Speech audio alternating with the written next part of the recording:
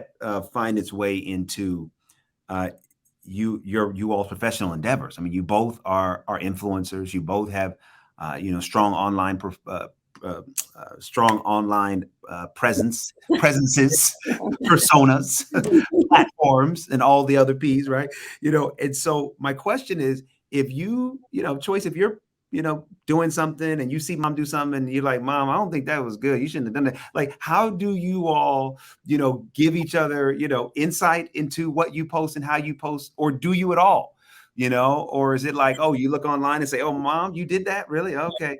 Or Choyce, why would you do that? Like, how do you navigate the professional side of your relationship? We need to stand 10 toes for each other. It's like we support. Whatever she posts, that's her business. Yeah. Whatever I post, that's my business, right? Oh, okay. I like that. Some days, because I'm not on TikTok as much as I used to be, right? Mm-hmm. I don't really even have the time. But I'll get on there and I'll be seeing I got all these notifications because people are tagging me because she didn't get a dance or she didn't did something. They're like, ooh, Tab, look at Choyce. I said, she's a whole grown woman. Yeah. She's a grown young lady. And I'll be like, ooh, get it, Choyce. Go ahead, girl. That's your business. Like, y'all can't tell, it's so funny because people like, I'm telling your mom, how you gonna tell her mama that she live with who is okay? Right? She always knows, and this goes for everybody in our house. As long as we respect each other, anything goes. You don't disrespect me or your dad or your brother or yourself, and I would never disrespect you, your dad, your brother, or myself. As long as there's respect, honey, your life is your life, and that's your business. And that's your business. Yeah, absolutely. Choyce, do you ever use that phrase, against your mother? I'd be like, that's my business. Yeah. But most of the time, like she said, we support each other and we don't judge and all that. But most of the time, we don't even do nothing that's too crazy. So it's like, but yeah, we definitely. I don't think we have a problem with that there. No. Okay. All right. So you respect, but then Tab, how do you help her from a business standpoint? It's like in terms of the business side of her, her growing operation. Do you give advice? Do you set her up with the right, structure so that, financially, because there's a chapter in the book where it's called For the Love of Money.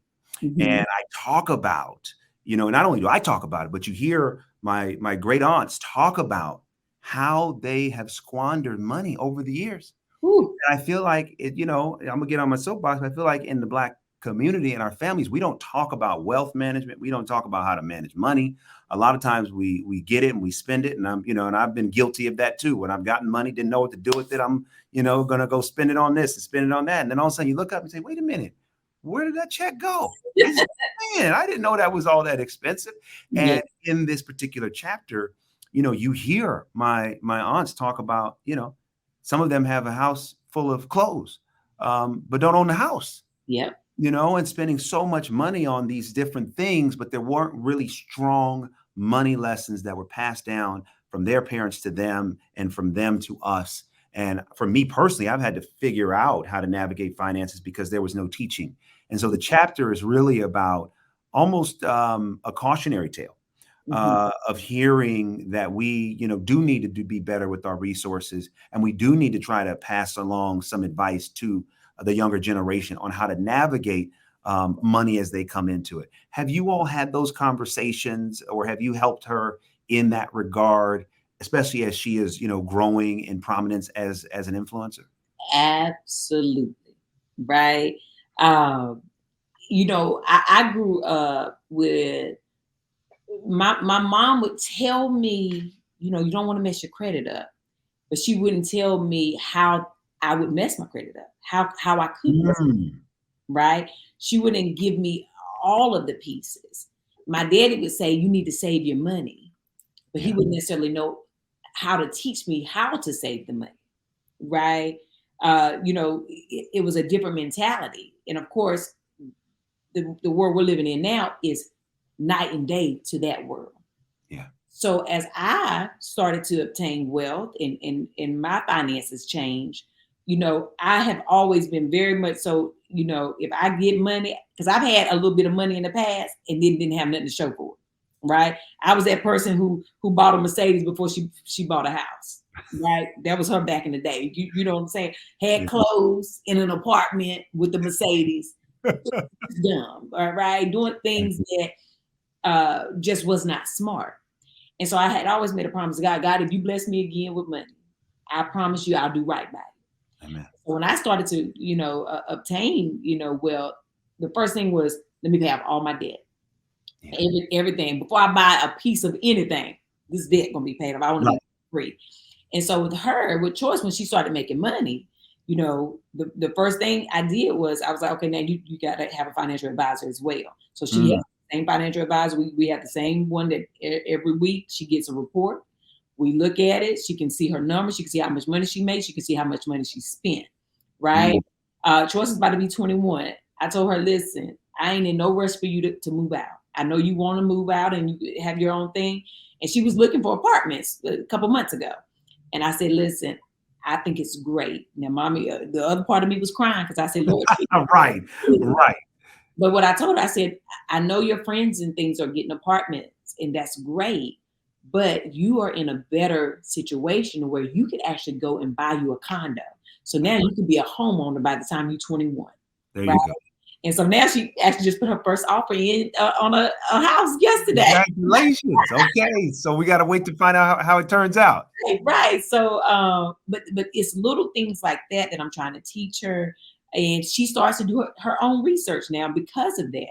She'd be like, Mom, how, you know, what is this chain? Could I buy into this chain? Could I buy this house in where you were talking about Houston and maybe do an Airbnb? Like, I want her to be in that mindset of using the money that you have and helping it work for you, right? And Choyce does very well financially for herself. At this age, honey, if I at 20, you didn't tell me nothing, okay?